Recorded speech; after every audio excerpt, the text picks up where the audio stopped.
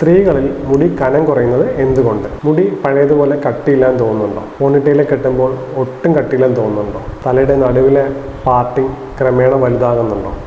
അങ്ങനെയാണെങ്കിൽ അത് സാധാരണ ഹെയർഫോൾ മാത്രമായിരിക്കണമെന്നില്ല. ഫീമെയിൽ പാറ്റേൺ ഹെയർ ലോസ് ആയിരിക്കാം. സ്ത്രീകളിൽ മുടി കനം കുറയുന്നത് എന്തുകൊണ്ടാണ്? എങ്ങനെ അത് തിരിച്ചറിയാം? പറഞ്ഞുതരാം. മുടി കനം കുറയുന്നതും ഹെയർഫോളും ഒരേ കാര്യമല്ല. ചിലരിൽ ഹെയർഫോൾ അധികമില്ലെങ്കിലും ഓരോ മുടിയുടെയും പതുക്കെ നേർത്ത് പോകുന്നതിനാൽ ഹെയർ ഡെൻസിറ്റി കുറയാൻ തുടങ്ങും. അതിന് പിന്നിലെ പ്രധാന കാരണങ്ങൾ എന്തൊക്കെയാണ്? ഒന്നാമത്തെ കാരണം ഫീമെയിൽ പാറ്റേൺ ഹെയർ ലോസ്. തലയുടെ നടുഭാഗത്താണ് മുടി കനം കുറയുന്നത്. ഹെയർ ലൈൻ പലപ്പോഴും അങ്ങനെ തന്നെ നിൽക്കുമെങ്കിലും പാർട്ടീഷൻ ക്രമേണ വലുതാകാൻ തുടങ്ങും. രണ്ടാമത്തെ കാരണം iron deficiency, vitamin D, vitamin B12 പോലത്തെ പോഷകക്കുറവുകളാണ്.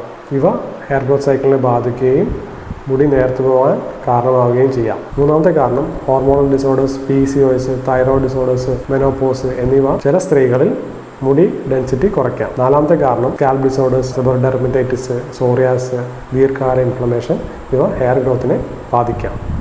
അഞ്ചാമത്തെ കാരണം സ്ട്രെസ്, ക്രാഷ് ഡയറ്റ്, വലിയ അസുഖങ്ങൾ, പ്രസവം എന്നിവ ഹെയർ ഗ്രോത്ത് സൈക്കിളിനെ മാറ്റുകയും ഹെയർ തിന്നിങ് കൂട്ടുകയും ചെയ്യാം. പല ഹെയർ പ്രോഡക്ട്സും മാറി മാറി ഉപയോഗിച്ചുകൊണ്ട് മാത്രം ഹെയർ ഡെൻസിറ്റി തിരികെ വരണമെന്നില്ല. ആദ്യം മുടി നേർത്തു പോകാനുള്ള യഥാർത്ഥ കാരണം കണ്ടെത്തണം. അതുകൊണ്ടാണ് scalp assessment, hair loss pattern, family history, hormonal problems, life style, diet എന്നിവ അസസ് ചെയ്യേണ്ടത്. നിങ്ങൾക്ക് മുടി കനം കുറഞ്ഞിട്ടുണ്ടോ?